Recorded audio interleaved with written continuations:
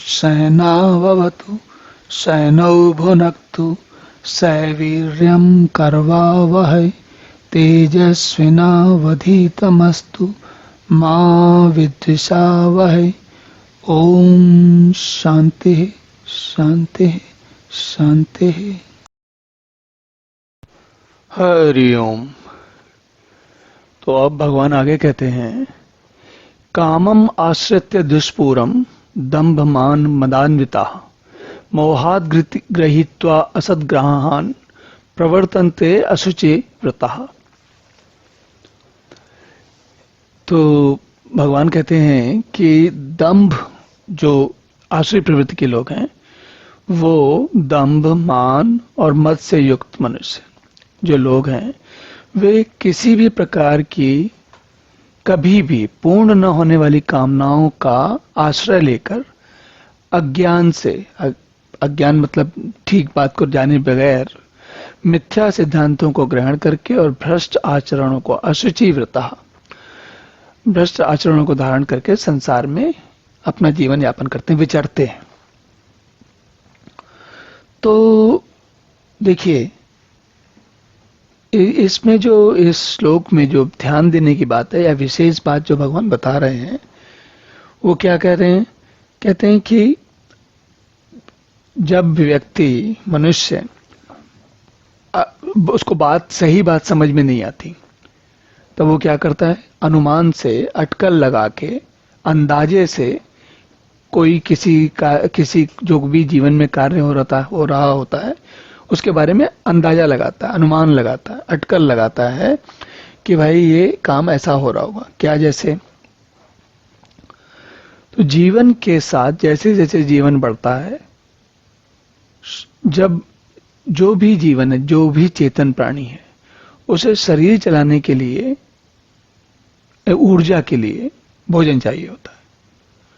और भोजन की इच्छा या फिर उसके बाद जीवित रहने की इच्छा, ये जो दो इच्छाएं हैं वो बहुत ही मूलभूत हैं। असल में भोजन करने की इच्छा भी जीवित रहने की इच्छा से प्रेरित है। व्यक्ति जीवित रहना चाहता है, इसलिए उसे ये बात हम लोग सोचते नहीं है। मानसिक तौर पे, बौद्धिक तौर पे कभी कभी सोच सकते हैं, ऐसा नहीं है, लेकिन अधिकांश व्यक्ति नहीं सोचता। तो जो भोजन की आवश्यकता हमको क्यों होती है? क्योंकि हमें, जब से हमने जन्म लिया है, हमें शरीर चलाने के लिए भोजन चाहिए होता है, कुछ ना कुछ चाहिए होता है। तो ये जो भोजन की इच्छा है, सबसे मूलभूत इच्छा है। यह मूलभूत इच्छा इसलिए है क्योंकि उससे भी मूलभूत इच्छा है जीवित रहने की आकांक्षा, जीवन बनाए रखने की इच्छा।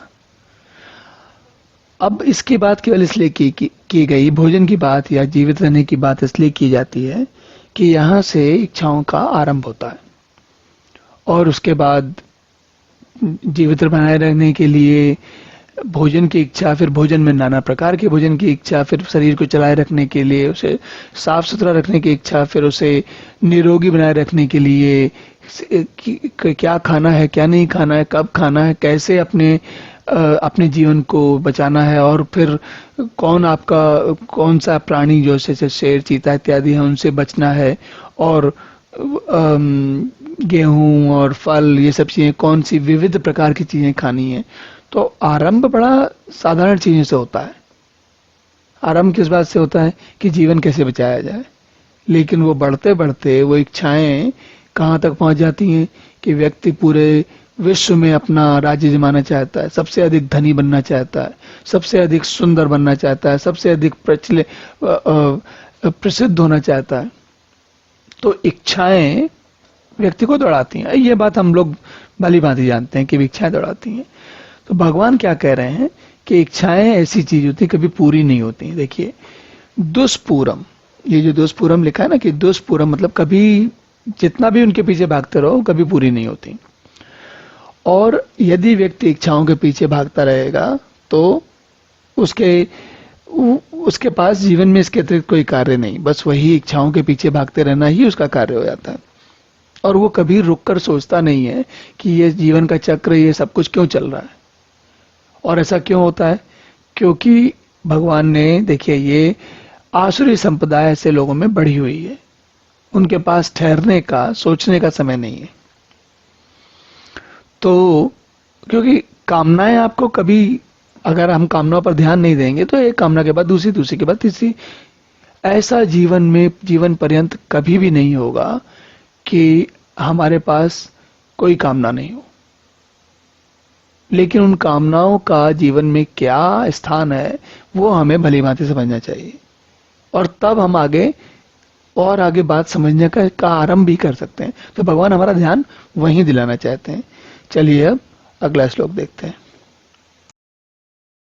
ओम पूर्णमिदः पूर्णमिदं पूर्णात् पूर्णमुदच्यते पूर्णस्य पूर्णमादाय पूर्णमेवावशिष्यते।